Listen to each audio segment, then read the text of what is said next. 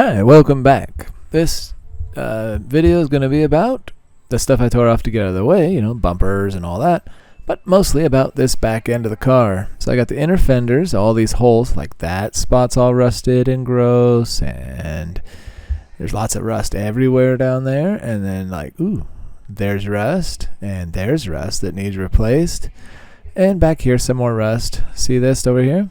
Yep, you guessed it, rusted out. So this rusted out section is annoying, and it's because the water could sit on the inside. So I took this piece of angle and I built it to match the fender, and then I can set it on the inside of the fender and weld solid that seam that they let fill with water and rust out. So it's a pretty different idea, but I thought I'll try it. Worst case I'm wrong and it rusts out this stuff too.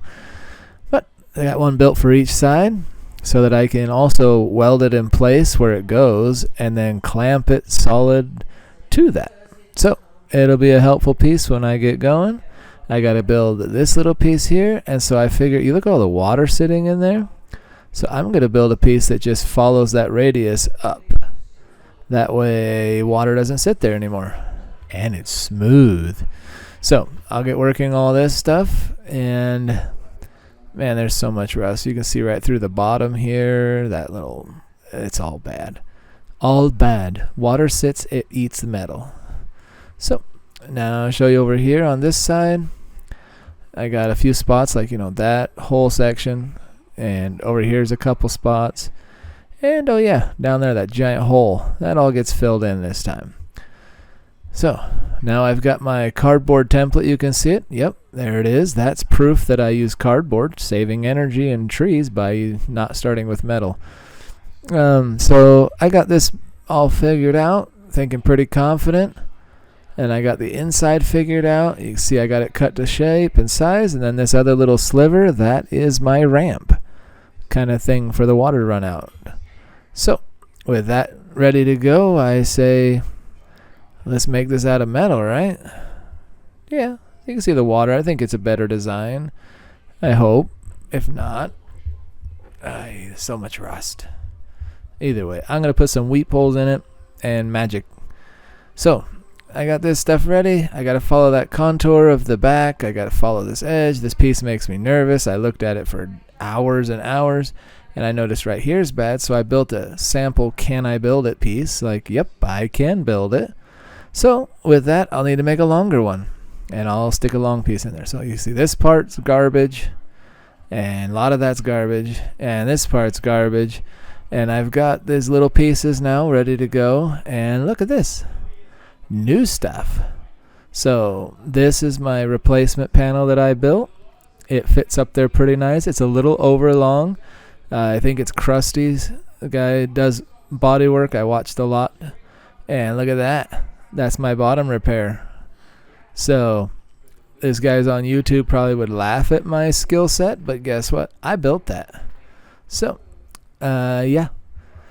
Got all these pieces. I got the line drawn. It's time to cut this thing off and figure out what in the world is behind all this. Because if there's rust back there that's worse, I don't know. There's only one way to find out. Ooh, I could put my hand through it. That's bad. So I gotta figure this out. So I gotta cut it out and tack it in. So I got it, dug it out, got it starting to fit in. I'm able to clamp to that angle that I installed. This is all notching down, looking pretty smooth. See that? Clamp to it. It's all welded so I can clamp. And I mean, overall it turned out about what I wanted, right? So with that piece there and this other piece in, you know what the next step is. Look at it for a half an hour or two and go get a soda and a glass of cold water and try again. That's a good idea. But most likely, you know me, I'm going to keep going because I'm insane.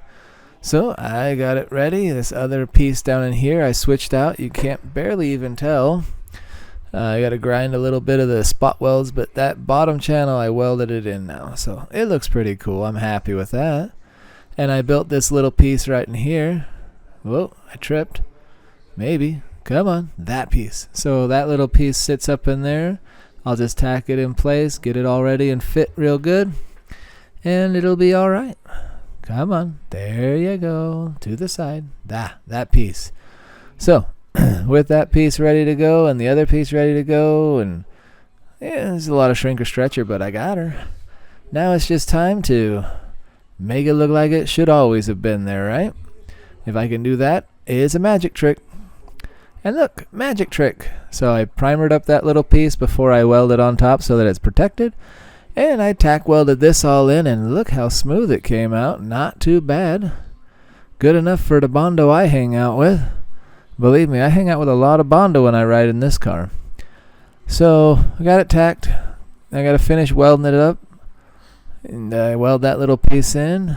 And when I do, then I would always prime it so I could stop rusting. But yeah, there it is, all welded and grinded and shiny. Super happy with how it came out. Yeah, I still suck at this whole bodywork thing quite a bit. Knowing everyone's going to see this does get a lot of Bondo on it to smooth it all over and make sure it was good. But primed for now. So you could definitely see the grind line. It feels pretty good though, so I'm sure some Bondo fixes it. And look, you can see my little ramp right there. So super happy with that. And look at this. The biggest spare tire hold downs you've ever seen. Those are my D-rings. I welded them in. And I'll go from here to the other side there. And that way I can ratchet strap down my spare tire. And inside the trunk you'll see there's holes and holes and holes and holes and holes and holes. But this is so you can see the other piece right there. This is the angle for the driver's side now, all tacked in. And since I showed you a lot of the steps on the other side, I'm going to show you less steps. But I got it all primed because I try not to build rust. Get it all cut out, got it all ready, got it all worked. I used the cardboard theory again, and I built stuff. And here's the stuff I build. So this is my little fancy piece. It looks funkadoodly because it is. But when you put it up to the spot it belongs, the funkadoodly turns into not bad. And I'm super proud with how my skills have grown during this. It's really fun. Look at the ground. My camera skills haven't gotten any better. But in time. And once you get it all in, there's nothing like hiding your welds with grind and some primer. Because grinder and paint make me the welder I ain't. So this piece right here goes there. I cut it out, build a new one. It turned out pretty smooth. So I welded in. Once it's welded in, I ground it and primered it because it came out pretty decent. And then I got to go to the next spot. So over there needs welded, and there we needed welded, and there, and there, and there, and there. All bad. Everywhere water could sit, it sat and rusted it out.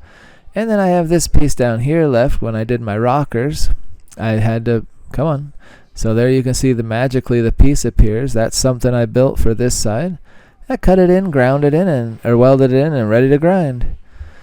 This side's all ready to go, so ground it smooth and tried to make it look alright. I think it turned out pretty good for something water and rocks and crap are going to fly at for the rest of its life till it punches new holes through, and then I have to redo this process, right?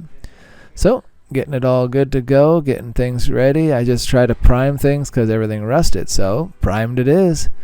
Now with this all primed up, I'm just kind of tickled pink, but I gotta do the driver's side. So I had to patch in this area, and this giant hole here was also pretty crusty. Here, see it? It was nasty, so I just was like, well, let's just cut out all the rust I can because it's not fixable. So I cut it out, got it out of the way, and guess what I did? I took cardboard, I took some steel, and I built a new one. And then where those black lines are, that's because I didn't know how to do stuff, so I cut it, twist it, twist it, until I got to the right angles that I needed, and, well, I welded it in. Yeah, it got a little bit hot, got a little warpage, got a little Bondo perfecting skills coming here, but everything's welded in now. So filling in all my fenders, I don't feel like grinding no more, and I lost video, so I must not have felt like videoing either. Next videos, I'm going to show you what I did to my rear fenders to get those on. Hope to see you soon. Thank you for watching. Bye-bye. Have a good day.